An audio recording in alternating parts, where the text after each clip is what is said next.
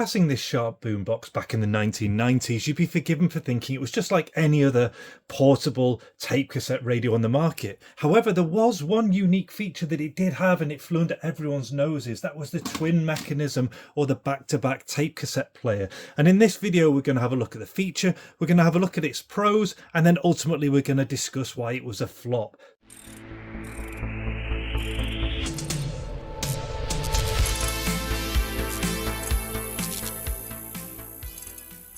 Okay, so the first thing to do is just provide a bit of an overview of the model that I'll be using here in the video. This model was released, I believe, around 1990. It's been hard to find an exact date, even using the service manuals. And this one here is the WQ-T360E, and then in brackets it's got GY, which I believe would probably be for grey, so potentially it came in other colours. As you can see, it's quite a large unit, and interestingly, rather than the standard kind of pop-up handle that you'd expect to see, it has these two solid handles built into here. Now it runs off both your standard figure 8 lead here, or it can also run off 8 D-cell batteries. I'll be using the D-cell batteries in here just because it's a little bit easier when I move it around.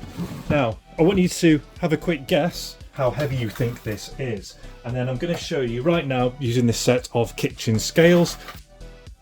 5.5 kilograms heavy, so it is a weighty unit, although to be perfectly honest, with the handles it's actually reasonably portable, and it's kind of a half and half between something you might have as a static unit, probably within your bedroom, but then with the ability to carry it and take it somewhere else and use it on the move. Of note, without the batteries, I weighed it and it came in at 4.4 kilograms. So again, you've got a lot of weight with those 8 D-cell batteries. Nothing much further to really discuss at the back, and what I'm going to do right now is just reposition you, having a look down onto the top. So in this position, I'm now going to just give you an overview of the features, which will then help when I do the demonstration later on. Over here we've got the beat cancel ABC, but then beneath it that doubles up as our FM, stereo or mono. Next to that we've got the extra bass off or on. We've got our headphone out. Over here when recording we've got the dubbing speed normal or high, but for playback we're using normal or metal tapes. Function, we've got the tape, radio or CD/line in, with the line in ports being here, and that also doubles as our power. There's a mic mix over here, and then a band selector for shortwave, medium wave, long wave and FM. Down here we've got the volume sliders with the 3 graphic equalizers, so the lows, the mids, the highs. In this center section for the tape cassettes we've got dubbing, 1, 2 and continuous play, with these doubling up for both of them, and over here the tuning wheel beneath the band selector. On the front of the radio we've got our radio readout with the lights for both power and FM stereo, and then obviously our tapes in there. So first of all we'll have a look at the radio function. So for that, over here I'm just going to be using the stereo or mono, and we'll have a look at the bass and some of these functions. This middle one won't apply, so I'll pop the radio up, the aerial up that's stowed at the back, and just dropping the volume down because this is quite loud. I'll turn the radio on, because that's cracked and already you can hear the volume coming through. So what we've got, and I'll start with the shortwave first, because there's very few shortwave channels out there, and often radios struggle to pick them up, but this actually picks them up very well indeed. So I'll turn the volume up and see if we can get a shortwave. So it's picking up one channel there, and again it's picking up something there as well, so we're getting our shortwave coming through. We'll move on to the medium wave. Of hours, around about 12,000 people on courses and long wave. Again picking up medium wave, and we'll have a long wave. To go to your sister's wedding this weekend. So again picking all that up, and then I'll move to FM.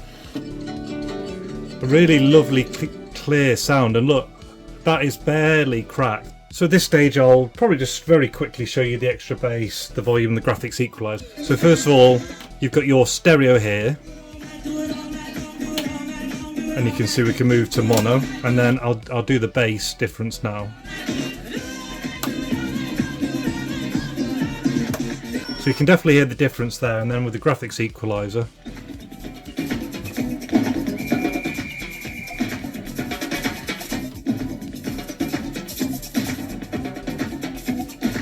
And like, I'm not even past a quarter here on the volume. I think it's 28 watts of power this has.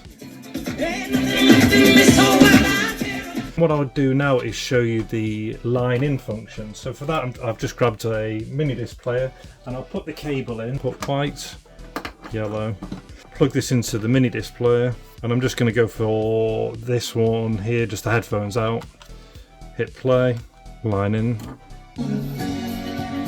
And so you can hear, if I take out one of these sides, that's just out of the left only. And if I put this one back in, it's coming out of the right only. So with the two together, I'm getting stereo line in from this mini disc player. So that's a really nice function to have as well. So that's the line in and the radio all demonstrated. And what I know you're really interested in is the tape cassette feature. So we'll have a look at that now. Okay, so we're zoomed all the way in on the tape cassette mechanism now. So I'll open this up, and what you can see straight away is there is two slots here for the tapes to go in, which we'll put in a second. And then what you can see here is the length of these spindles all the way is basically double the size, because you put in both cassettes in, it has to sit across both of those spindles. And then, as you'd imagine, if you look up here up at the top, there's like a pinch roller at the bottom. There's actually two rollers kind of in the mechanism, and then over here in this section there's two heads. So basically you've got the mechanism twice sat side by side. And then if you have a look at these features here, not everything is available to everything. So for tape number 1 you only have stop and play, and then for tape number 2 that gives you your full functionality. And so if I show you that in action, if I open this up and I'm in tape number 1 and I play, so you can see it spinning around now, but then if I do fast forward, you'll see it's the mechanism behind that's turning. If I put my finger on this, neither of these front bits are turning at all. Same for a wind. So then obviously if you move it into number 2 and you hit play, you can see the part to the rear is moving. And when I took this apart and serviced it, there aren't a whole number of belts. There's just a single belt driving like a large flywheel and driving all the mechanism.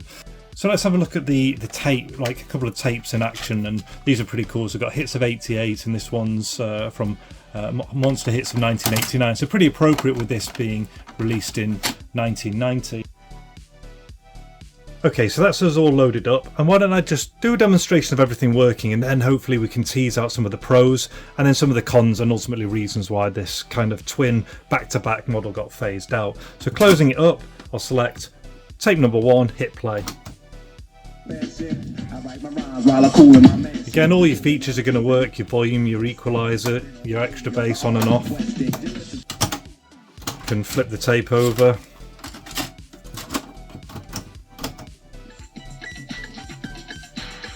And then if I want to play number 2, just move the dial up, hit play. Fast forward. Rewind. And again, I can pop the tape out and turn it over. And if we were at the end of one of these tape cassettes, we could have it in continuous play, and that's going to loop them round. So that's all functioning except for dubbing. I haven't actually tested the dubbing on this one. But let's move on to what I think are some of the pros and then some of the cons. So first of all, why would we have a mechanism like this? Why would we want a twin deck like this?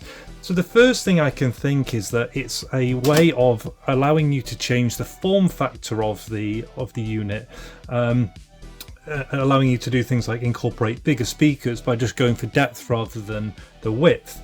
The second reason I think that there's pros to this, and I quite like, is the fact that you can very quickly move between 1 and 2. I know you could do that on a normal twin with extra controls, but that's a lot quicker to do, just moving it and hitting play again. The third reason I think is it declutters the look of it. You only have one set of your tape cassette buttons on here. And then finally, I believe it's for ease of dubbing. So by putting the 2 in there, I think one of the big pros you have is because the mechanism in there is driving that kind of like the same set of spindles, I think you're going to get a lot of less wow and flutter, and so you should get a much not only a very easy but a much better quality for the device of dubbing between the two, which would not only be back in the 90s good for copying music, but also any of those games consoles that ran off tape cassette type media, so you're going to get a better copy of that game across, which is important obviously because the data being drawn by the computer. So that's why that they're all the pros for me. So moving on to the cons. So first of all, having stripped this down and had a look at the mechanism, as I mentioned, I think the mechanism is a little bit more complex. It runs off a single flywheel and belt, and possibly that could be prone to more failure, although the belt in here was actually really good, so maybe just an observation.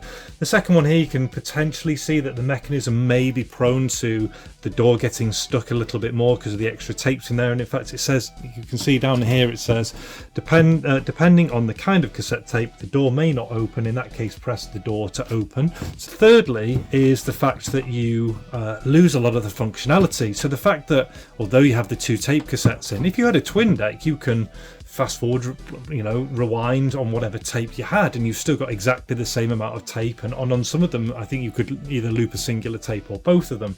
But the fact that I've got two tape cassettes in here, but I can only stop or play the first one, that would really annoy people. And then I think finally the reason, not necessarily a con, but a reason that I think contributed to it failing, is the fact that it wasn't particularly well advertised. Even this one here, the first thing that caught my eye was just that it was a really nice looking sharp unit from the 90s. Actually, the thing that caught my eye first was these carrying handles, because I thought, well, I've never seen anything like that. And it was only afterwards I opened it up and then I was like, oh right, it's one of those. And I just think they passed everyone by to the point where people just didn't buy them, and so I think they just decided, you know what, it isn't working, we'll just go for a single tape deck or a more standard one. And so this brings us to the final summary and my closing thoughts. We used the WQ-T360E to have a look at Sharp's unusual approach to the twin mechanism or back-to-back tape cassette design. I spoke about the way in which it functioned using a large single flywheel driving the two much longer spindles on the inside, with these two then sat in front of it. We also had a look at the pros and the cons, the pros being the ability to simplify your design with a single set of buttons, shrink everything down. It allows a quick change between number 1 and number 2, and possibly easier and a higher quality of dubbing. But ultimately, the reasons that led to its downfall are potentially a more complex mechanism and one that is prone to jamming. It's also the huge lack of reduced functionality that you have on tape cassette number 1, losing everything except the stop, eject and play buttons. And finally, the fact that it was just so easy to overlook, with it looking like a normal single deck. And in fact, when I was originally going to make this video, the thing that drew my eye was actually its form factor. And it was only after, when I opened it up and had a look inside, that I realised it was a twin deck and decided that would actually be far more of an interesting video than actually doing it on the Boombox, which, as an aside, is a fantastic system. I don't often ask people to share their thoughts in the comments, but I would genuinely be interested if I missed anything. And if you did enjoy the video, then you'll probably enjoy the video that YouTube's about to suggest up here. It's one that I've already made, and until the next one, all the best, take care and see ya.